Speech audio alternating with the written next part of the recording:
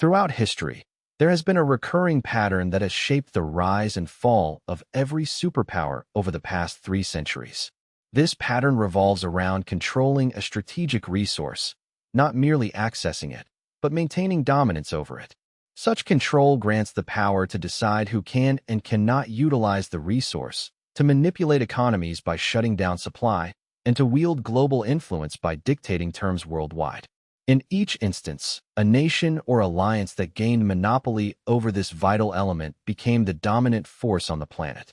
In the 19th century, Britain's control of coal, the energy behind the Industrial Revolution, allowed it to power factories, railways, and ships. Britain owned vast coal deposits, and because others depended on them, Britain leveraged this advantage to build the largest empire in human history. Moving into the 20th century, the United States secured control of oil, the new lifeblood of modern industry, transportation, and military power. With abundant domestic reserves, America's capacity to fuel cars, planes, and tanks helped cement its position as the world's sole superpower. By the 1970s, the global influence shifted slightly. Saudi Arabia and other OPEC nations held enough oil production capacity to set prices, even without a full monopoly on supply.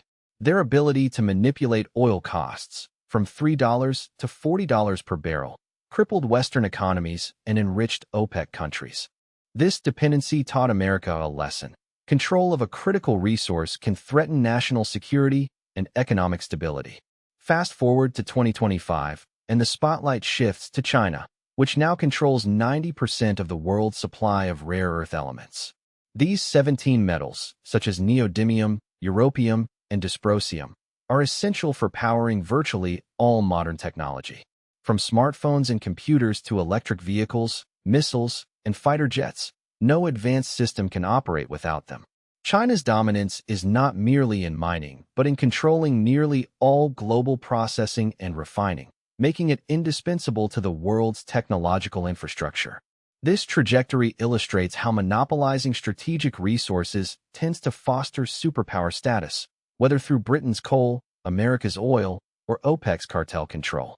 Each phase follows a similar pattern: discovery, infrastructure development over decades, the emergence of monopoly, growing dependency, leverage through control, and eventually, collapse or competition eroding dominance.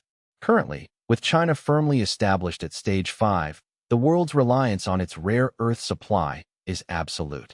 The monopoly is in place, dependency is built, and leverage is firmly in Chinese hands. To understand this deeply, one must grasp what a strategic resource monopoly truly entails. It's not merely owning the resource, but controlling every aspect of its extraction, processing, and distribution. Such resources exhibit 3 key traits. First, they are indispensable. Modern society cannot function without them. In the 19th century, coal was essential. Without it, there was no industrial revolution, no factories, no railways, no ships, no power. In the 20th century, oil became critical. Without it, transportation and military operations would grind to a halt. Today, rare earth elements are equally crucial. Without them, smartphones, computers, electric vehicles, wind turbines, and sophisticated weaponry become impossible to produce. Second, these resources are non-substitutable. They have unique properties that cannot be replicated by other materials. For example, you cannot power a jet engine with coal, nor run a steam engine on wood at an industrial scale. The specific technological demands make these resources irreplaceable. Third, they are geographically concentrated, meaning they are unevenly distributed across the globe. Only a handful of regions possess significant reserves, and control over these areas equates to wielding immense geopolitical power. When a nation establishes monopoly control over such a strategic resource, it gains 3 types of formidable power. Economically, it can set prices, regulate supply, and extract wealth. Militarily, it can sustain its own forces and deny resources to adversaries through blockades or sanctions without firing a shot. Politically, it can exert influence over other nations by compelling them to accept unfavorable terms or face economic collapse.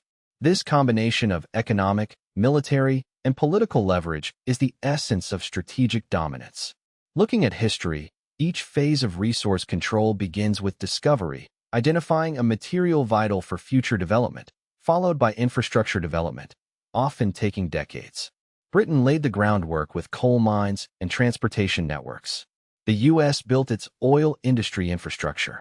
China invested heavily in rare earth mining and processing facilities, securing long-term dominance.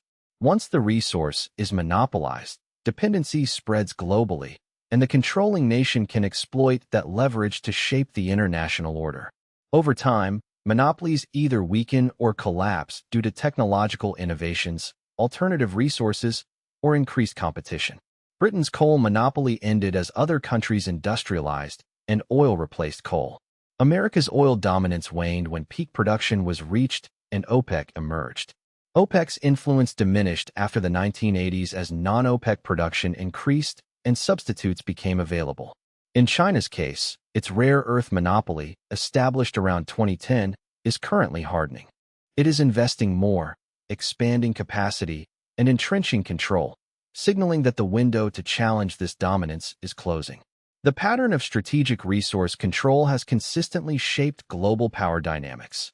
Coal powered Britain's empire, oil fueled America's ascendancy, OPEC's cartel influenced Middle Eastern geopolitics, and now China's rare earths are shaping the future. Each phase progresses through discovery, infrastructure, monopoly, dependency, leverage, and, eventually, collapse. Currently, China's dominance checks all the boxes for the leverage stage, with signs pointing to increasing control and strategic use of its resource monopoly. It fully controls the entire supply chain, from mining to processing, and has no short-term alternatives for the world. Building sufficient processing capacity in other countries would take many years, and demand for rare earths is skyrocketing due to the proliferation of electric vehicles, renewable energy infrastructure, and advanced technology. Moreover, China has previously used threats, such as halting exports during disputes, to demonstrate its willingness to weaponize its supply dominance. The implications are profound. If China were to cut off rare earth exports, the global economy would grind to a halt. The production of new smartphones, electric vehicles, military equipment, and renewable energy components would pause almost overnight. Major industries depend entirely on Chinese-controlled supply chains. For national security, the U.S. military relies on rare earths for its most advanced systems. A cutoff could halt weapon and aircraft production, undermining the technological edge. For daily life, the impact would be immediate and severe. Your smartphone might become obsolete, your electric car unbuilt, and the digital infrastructure you rely on could destabilize. While some believe technological alternatives or recycling could solve the issue, these solutions are far from immediate or sufficient. Opening new mines takes years, and refining facilities require a decade or more to establish. Recycling only recovers a small fraction of the necessary materials, and dependence on Chinese processing remains. This strategic failure was largely due to short-sighted decision-making, prioritizing short-term costs over long-term security, outsourcing critical manufacturing, and ceding control to China. Over decades, China has methodically built its monopoly, investing in mines, subsidizing production, and eliminating competitors. Deng Xiaoping's famous remark that the Middle East has oil, China has rare earths, encapsulates this strategic vision. The current monopolies follow similar trajectories. Britain's coal monopoly lasted roughly a century before being replaced by oil. America's oil dominance lasted about 30 years before decline. OPEC's control waned after about 15 years. China's rare earths monopoly, begun only around 2010, now appears to be hardening, a process that could last decades and could deeply influence global power structures. In essence, history teaches us that controlling a critical, non-substitutable, geographically concentrated resource confers superpower status. China's control of rare earths now places it at a pivotal point, exerting influence over the technology and militaries of the world. The pattern repeats again and again. Discovery, infrastructure, monopoly, dependency, leverage, and collapse. But for now, we remain highly dependent on Chinese resources. Their strategic use is already shaping geopolitics and technology. Some argue this is alarmist, that markets or substitutes will eventually emerge. Yet, history shows that dependency on a rival's resource, when that resource is essential, is a vulnerability that cannot be ignored. China's mastery over the rare earth market raises pressing questions about our future security, economy, and technological independence. The risk is real, and the window to act is closing rapidly. Understanding this pattern is vital if we are to navigate the coming decades without ceding our future to monopolistic control. Strategic resources are rarely evenly spread across the globe. Instead, they tend to be concentrated in select regions, leaving most areas dependent on supplies controlled elsewhere. When a nation secures exclusive authority over such a vital resource, it gains three distinct forms of influence. The first, economic power, enables them to set prices, regulate supply, and extract wealth from other nations relying on that resource. The second, military power, allows them to sustain their own armed forces while denying fuel or materials to adversaries, effectively taking military capabilities hostage without direct conflict. The third, political influence, permits them to coerce or persuade other nations into compliance, forcing concessions, imposing terms, or threatening economic immobilization if demands are not met. This type of leverage is arguably the most potent tool in international relations. Throughout modern history, four nations or groups have achieved such dominance, each shaping the global order according to their control. Let's trace how this played out. In the 19th century, Britain wielded control over coal, the vital energy source of the Industrial Revolution. Prior to that, the world relied mainly on muscle, animal, wind, and water power, limiting productivity and wealth. The advent of coal changed everything. Its concentrated energy could be burned to generate steam, powering machinery, trains, and ships, scaling up industrial capabilities immensely. Britain possessed vast coal deposits within the British Isles, and by the year 1800, they were mining 10 million tons annually. This amount grew rapidly, 50 million tons by 1850, and over 225 million by the dawn of the 20th century. Britain didn't merely extract coal, they built an infrastructure that depended on it: factories, railroads, and Navy ships, all running on coal. As the earliest industrial power, Britain gained a decisive 50-year lead on others. This monopoly translated into unparalleled advantages. British factories could produce goods more cheaply than competitors elsewhere, fueling economic dominance. Their railroads expanded trade and moved goods at record speeds, while their ships, powered by coal, controlled key global waterways. By mid-century, Britain produced over half of the world's coal, iron, and textiles, becoming the manufacturing hub of the planet. Military-wise, their navy transitioned from sails to steam, with coal-powered warships surpassing previous capabilities in speed, reliability, and independence from the winds. By 1880, the Royal Navy comprised over 300 coal-powered vessels, forming the most formidable fleet in history, all reliant on British coal.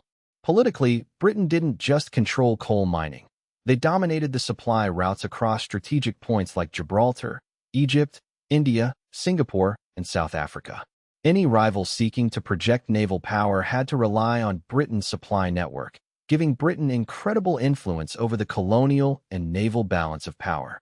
By the dawn of the 20th century, Britain governed 25% of the world's land surface, encompassing 400 million people, the vastest empire ever built exclusively on a single resource.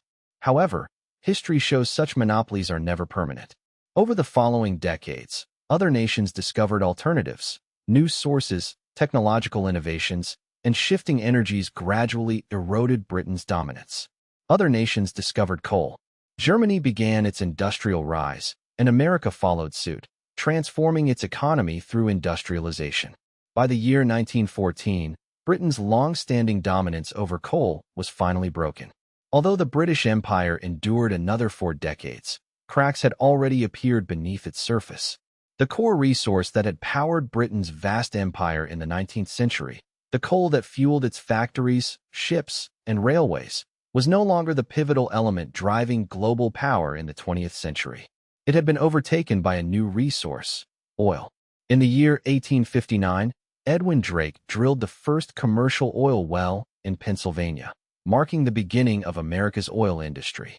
Initially, oil was primarily used for illumination, as a substitute for whale oil and lamps. It seemed like a valuable resource, but not yet strategically vital. However, everything changed with the advent of the internal combustion engine. Suddenly, oil was not just for lighting. It became a crucial fuel. Automobiles ran on gasoline, trucks on diesel, and ships shifted from coal to oil. By the 1920s, oil was rapidly becoming indispensable for modern life and industry, and America possessed vast reserves. The earliest major oil fields emerged in Pennsylvania, then expanded into Texas, Oklahoma, and California. By the year 1920, America was producing around 60% of the world's oil, backed by enormous reserves and a robust infrastructure for extraction. America didn't simply mine and extract oil. The nation built an entire economic framework around it. Refineries, pipelines, gas stations, highways, and sprawling suburbs all depended on the cheap, plentiful oil. This infrastructure and resource foundation fueled the post-World War I boom, shaping economic growth and national strength. During the Second World War, oil became a decisive strategic asset that determined the outcome of conflicts. Germany sought to secure oil supplies by invading the Caucasus region, but ultimately, they lost.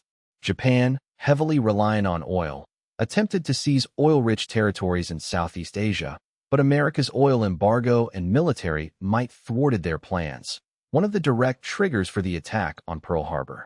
Japan gambled on war because of their dependency on oil, but they paid the price in defeat.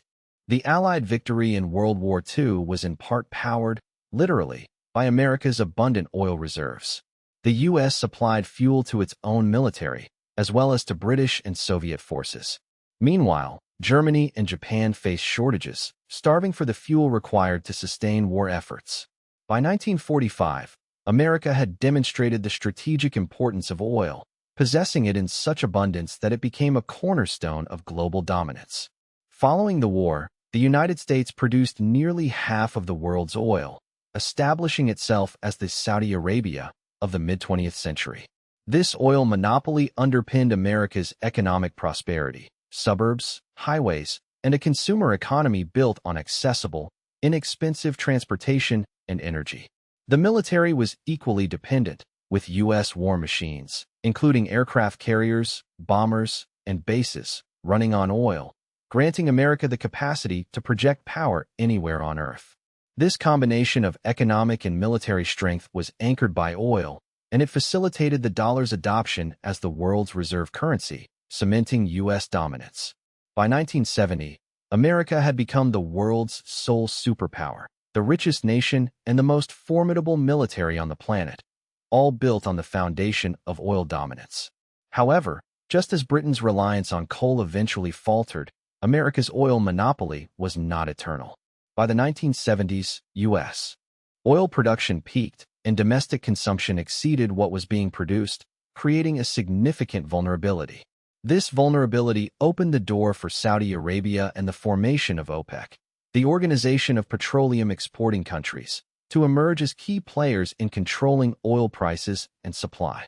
In the 1970s, global oil markets were profoundly reshaped by the formation of an organized cartel. By that year, U.S. oil production peaked at around 10 million barrels daily, yet consumption had climbed to 15 million barrels each day. This disparity meant that the additional 5 million barrels had to be imported, predominantly from the Middle East.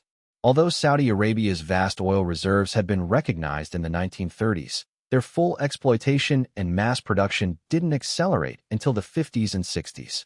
By the dawn of the 70s, the kingdom was producing about 4 million barrels daily, a significant figure. Even if it still fell short of the U.S. output, it was enough to wield influence. The Saudis realized they did not need a complete monopoly over oil, merely enough to influence global prices through strategic control of supply.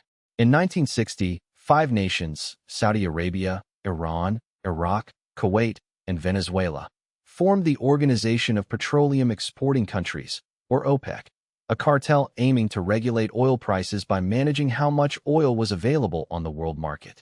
Their influence became starkly evident during the Yom Kippur War of October 1973, when Israel faced off against Egypt and Syria. The United States supported Israel's defense, prompting OPEC, led by Saudi Arabia, to respond with a dramatic move, an oil embargo targeted at nations backing Israel. This action caused oil prices to quadruple, soaring from $3 a barrel to $12. By 1979, following the Iranian Revolution, oil prices surged again, reaching $40 per barrel. The repercussions were catastrophic for the American economy. Gas lines stretched for miles, rationing became commonplace, inflation spiraled out of control, unemployment soared, and the stock market plummeted. This episode, known as the oil crisis, exposed a stark and alarming reality. The United States had become dependent on foreign oil, losing control over this critical resource. OPEC's ability to manipulate prices demonstrated that it held significant leverage, a power that reshaped geopolitics and economic relations worldwide. The oil crisis vividly illustrated that control over a vital strategic resource can confer enormous power. Oil-rich nations suddenly amassed immense wealth. Saudi Arabia advanced from a desert hinterland to one of the richest countries per capita on the earth, with trillions of dollars flowing into OPEC nations. Politically, the United States was compelled to negotiate and make concessions. Securing their interests meant guaranteeing Saudi security, often entangling American foreign policy in Middle Eastern conflicts. Most notably, 2 invasions of Iraq, partly motivated by oil interests. While OPEC did not possess a full monopoly on oil, their influence over supply and pricing was sufficient to hold the entire world hostage. This episode imparted a crucial lesson. Dependence on a strategic resource creates vulnerability. When an external entity controls what a nation needs, it can wield immense power over that nation's economy, security, and sovereignty. Today, this lesson resonates even more profoundly because China now controls what is arguably the most important resource of the 21st century: rare earth elements. The dependency on China for these materials is absolute and growing. Most people have never heard of rare earth elements, yet these 17 metallic elements are embedded in daily life. They include materials like neodymium, dysprosium, lanthanum, europium, and terbium, each with extraordinary magnetic, luminescent, or electrochemical properties. They are indispensable to the modern technological landscape. Neodymium is used in the magnets that power electric motors. Every electric vehicle contains kilograms of it, and wind turbines utilize hundreds of kilograms. Dysprosium enables those magnets to operate at high temperatures without overheating. Europium and terbium provide the distinctive red and green hues in screens on smartphones, laptops, and televisions. Lanthanum is crucial for camera lenses and batteries, while europium is a key component in lighting and display technologies. Without rare earth elements, the modern world as we know it would grind to a halt. Advanced electronics, renewable energy systems, magnetic devices, and even some military hardware rely entirely on these critical metals. And currently, China dominates this supply chain, controlling over 90% of global processing and roughly 70% of mining. Despite there being other deposits worldwide, such as those in Australia, the United States, and Canada, the complex, environmentally challenging, and costly process of refining these metals has remained concentrated within China. The Chinese government strategically built the infrastructure necessary for processing rare earths, subsidized mining and manufacturing, and thereby secured monopolistic control. As a result, China holds the power to influence global markets, prices, and supply chains. This dominance grants China significant geopolitical leverage. It can impose restrictions, threaten to cut off supplies, and influence the policies of other nations reliant on these materials. The situation reflects a pattern established throughout history. The control of a vital resource grants strategic power, be it Britain with coal, the United States with oil, OPEC with oil prices, or China with rare earths today. The cycle involves discovery, infrastructure development, monopoly creation, dependency, leveraging that power, and eventually, the collapse or erosion of the monopoly. Currently, we are firmly in the stage of leverage, with China maintaining a strong grip on rare earth supply and the rest of the world dependent on them, often with slim short-term alternatives. This dependency is perilous. The complexity and costs of developing comparable processing facilities are substantial. Building such infrastructure would take at least a decade, and current demand for rare earths, bolstered by renewable energy, electronics, and defense needs, is skyrocketing. China's aggressive investment and capacity expansion further entrenched their position, making it increasingly difficult for others to catch up. As the dependency grows, so does the risk. China has already employed supply restrictions as a geopolitical tool. During previous disputes with Japan and the United States, they threatened to cut off critical exports. The U.S. military, industries, and economies are all vulnerable. With current stockpiles inadequate for long-term crises and no immediate substitutes available, the world faces the threat of severe disruption if supply is interrupted. No new iPhones, no electric vehicles, no wind turbines, and even constraints on military technology reliant on these metals. While alternatives like mining in other countries and recycling are being explored, these solutions are not yet capable of meeting demand. Developing new mines and processing centers takes more than 10 years, longer than the current window of Chinese dominance. Technological advancements or substitutes may eventually emerge, but in the meantime, dependence remains an acute vulnerability. China's comprehensive control over the entire supply chain underscores its strategic advantage. The potential to manipulate global markets, weaponize supply, or exert political pressure makes the reliance on these materials a critical geopolitical issue. The lessons of history remind us that control over essential resources is directly linked to geopolitical power, and today, that power resides predominantly in Beijing. Rare earth elements are integral to modern technology, found in catalytic converters like cerium, in LEDs and lasers such as dysprosium, and essential for manufacturing smartphones, computers, electric vehicles, wind turbines, solar panels, MRI machines, fiber optics, and advanced weaponry. For example, advanced military hardware like F-35 fighter jets incorporate nearly 920 pounds of these elements, while submarines like the Virginia-class utilize thousands of pounds. Modern militaries rely heavily on rare earth magnets for precision-guided missiles and other sophisticated systems, and control over these materials gives China significant leverage. The surprising fact is that rare earths are not actually rare in Earth's crust. Rather, they are abundant but widely dispersed, often found at low concentrations and intertwined with other elements. The extraction process is both complex and environmentally damaging. In the late 20th century, the United States was the global leader in rare earth production, primarily through the Mountain Pass mine in California, which supplied most of the world's supply. However, when China entered the market, they offered lower-cost production due to fewer environmental restrictions, cheaper labor, and government subsidies. By the early 2000s, Chinese rare earths became more affordable than American ones, leading to the closure of the Mountain Pass mine in 2002. By 2010, China dominated with 97% of global production and today mines around 70% of rare earths, processing over 90% of them. Processing is the critical step. While mining extracts the ore, transforming it into usable metals requires sophisticated chemical refinement, element separation, and creation of specific compounds needed for manufacturing.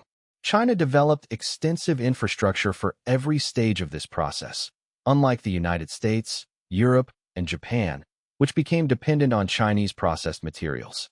We ended domestic production because it was cheaper to rely on Chinese facilities, leaving us vulnerable. This monopoly confers China with significant power, economically, by setting prices. In 2010, China temporarily restricted rare earth exports, causing prices to surge tenfold overnight and prompting global panic. This demonstrated that China possesses the ability to command the global supply chain. Militarily, dependence on Chinese rare earths is equally perilous. All advanced weapon systems require these materials.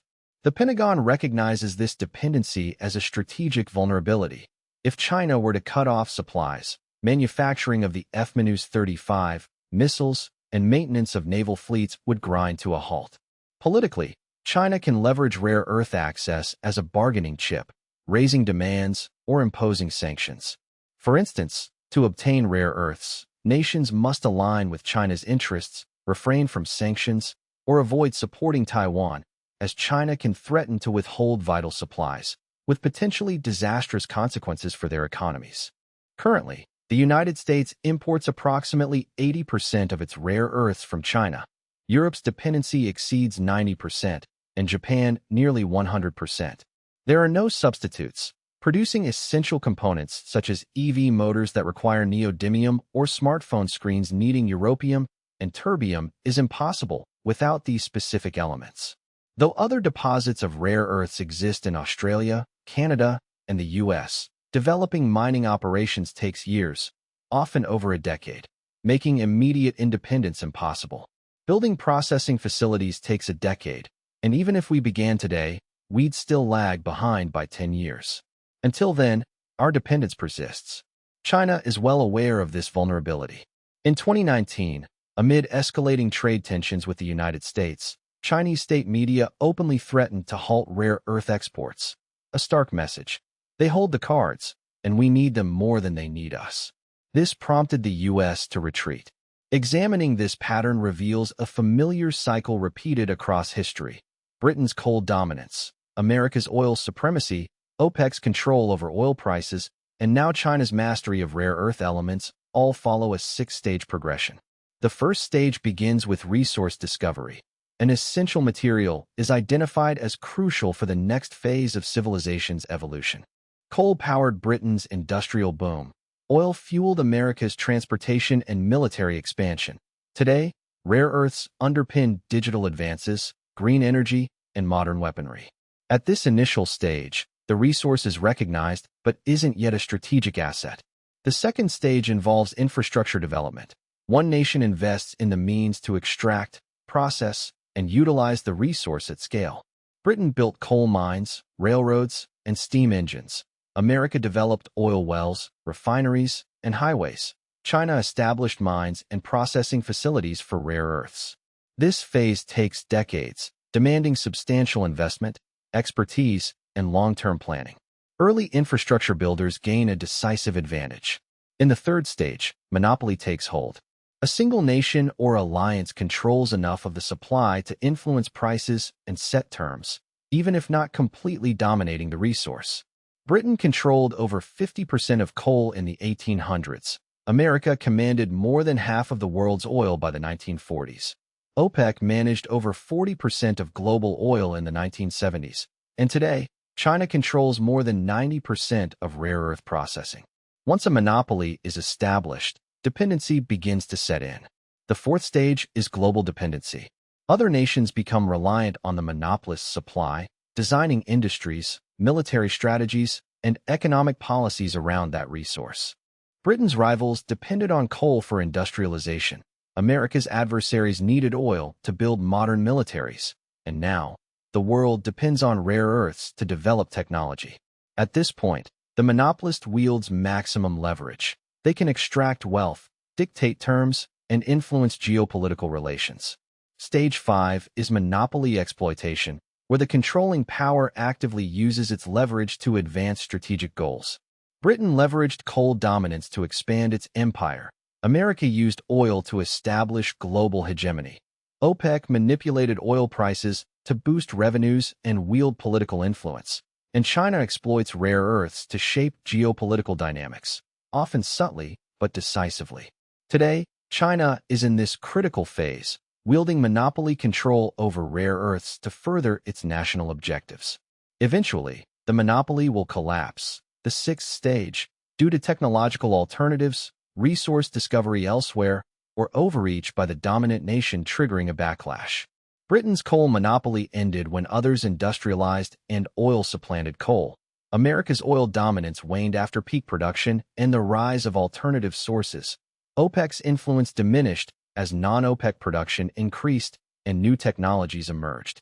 China's control over rare earths is still in its early years, but is likely to face similar challenges over time.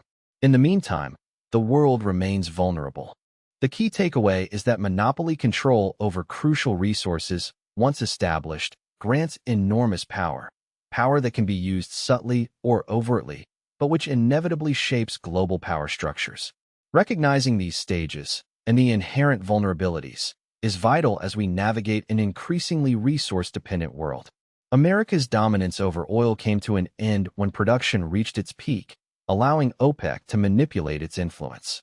Over time, as non-OPEC sources increased and alternative energies and materials emerged, OPEC's leverage diminished.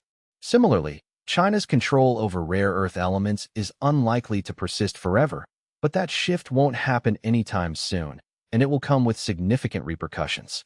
Today, we find ourselves in the fifth stage. China holds the monopoly, and the global dependency on their supply is undeniable. China is actively exploiting this leverage, and there are clear warning signs to watch for. The first warning sign is complete control over the entire supply chain. China doesn't merely extract rare earths from the ground. It oversees every phase, from mining and processing to refining and manufacturing of magnets and electronic components.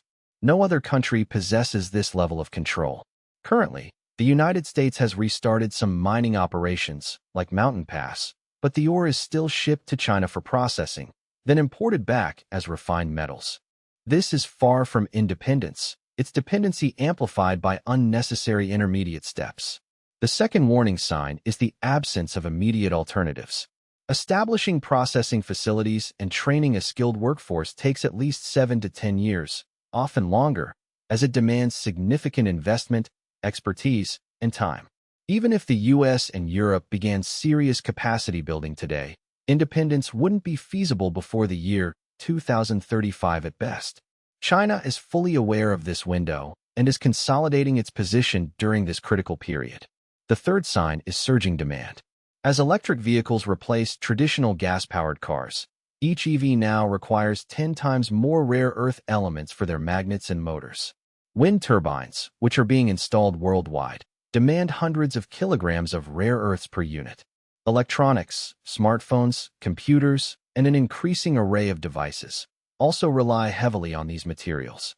By the year 2030, the demand for rare earths is expected to triple, and China controls the lion's share of the supply.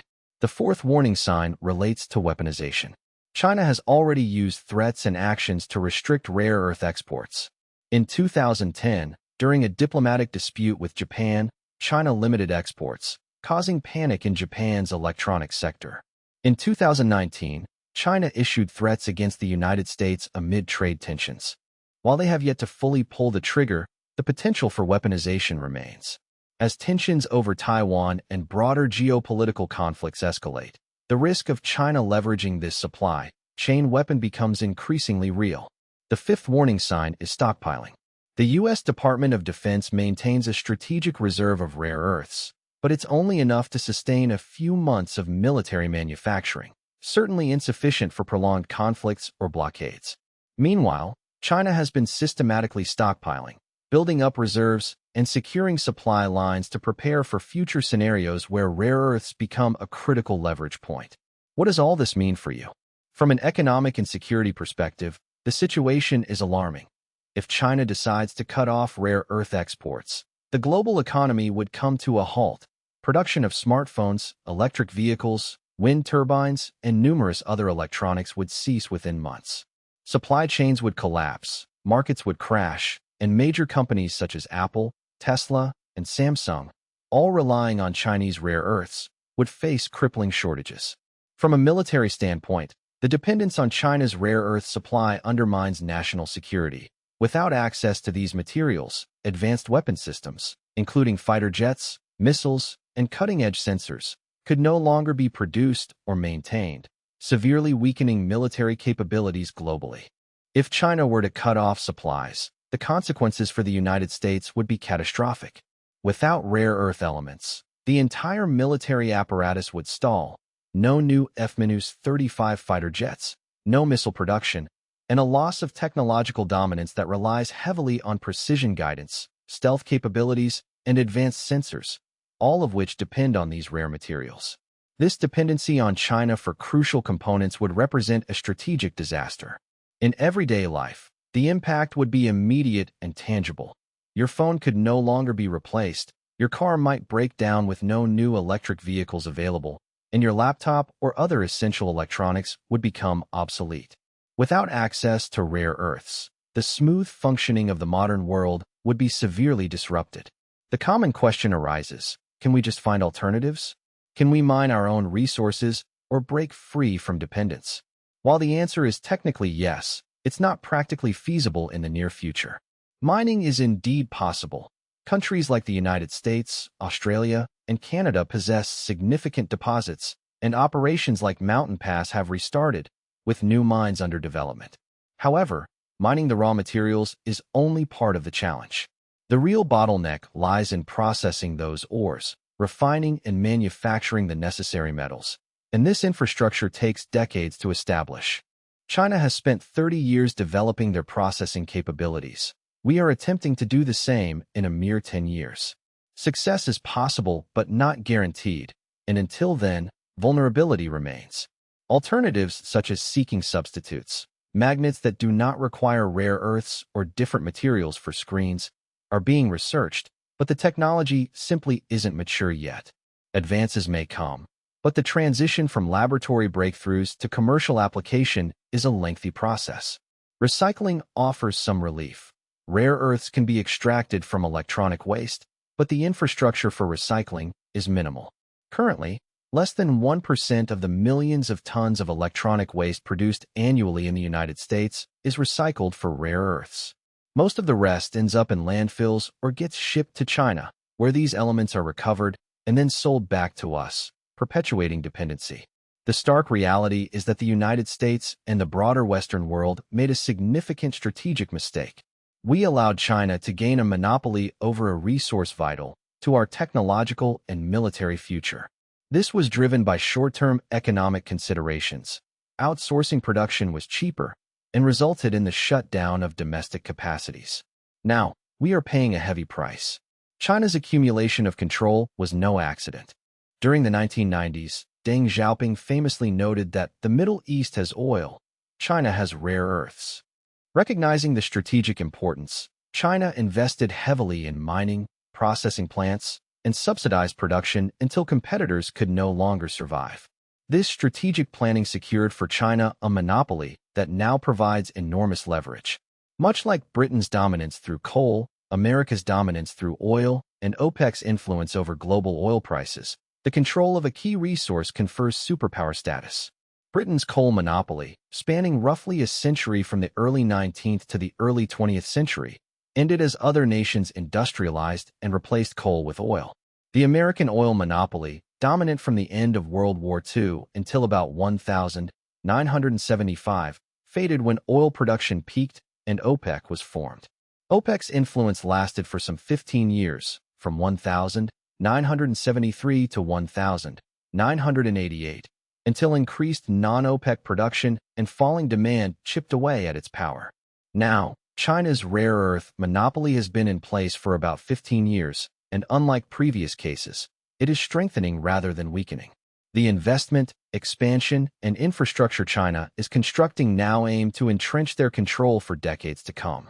The pattern remains unwavering: discovery, development, monopoly, dependency, leverage, and ultimately, collapse, though the timing varies.